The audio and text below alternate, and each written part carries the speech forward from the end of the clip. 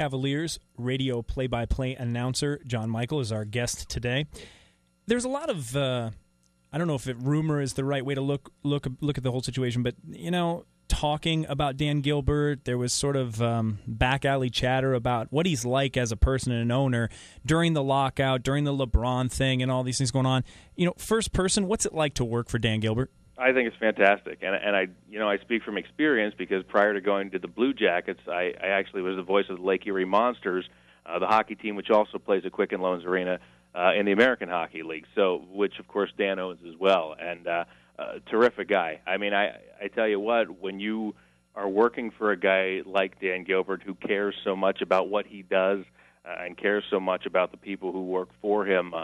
I think it's just a pleasure to come to work every day, and this organization, the Cavs/Monsters organization, is unlike a lot of other organizations in sports in that, you walk into the office and people are excited to be there. They're happy to be there and excited for the job ahead and what there is to get done. So I have nothing but glowing things to say about Dan Gilbert, and I'm thrilled to be back working for him once again.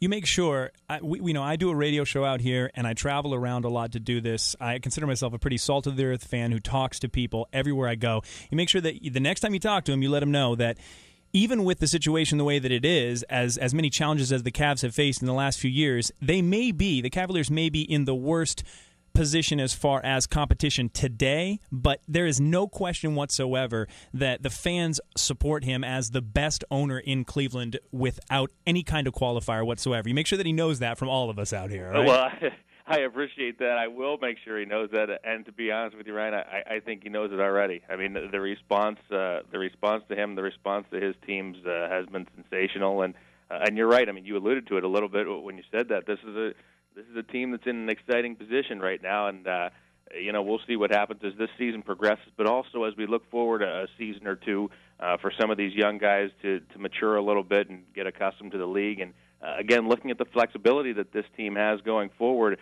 I think there could be something special, and I think it's going to be nice to be there for the ride as this team hopefully ascends back up the standings. Absolutely. John Lencl, radio play-by-play announcer for the Cleveland Cavaliers. A couple more questions before I let you go. The direction of the NBA, for a fan like yourself, and you're also an employee, obviously, what are your feelings about the sort of super teams that are sort of coming together and where that leaves, some of these teams like the Cavaliers?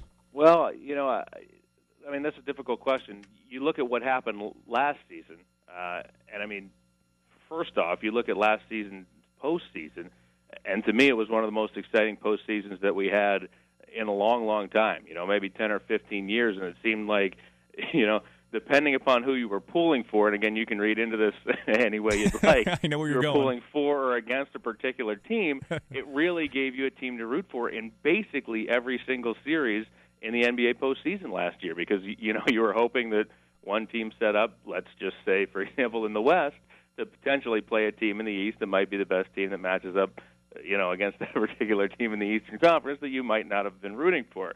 Again, we're just speculating here if that might have Team been A the and case. Team B, sure. But I think it was exciting. It's hard to say. I mean, look, free agency is free agency, and, it's in there for a reason. Players do have rights to be able to decide and choose to play where they want to.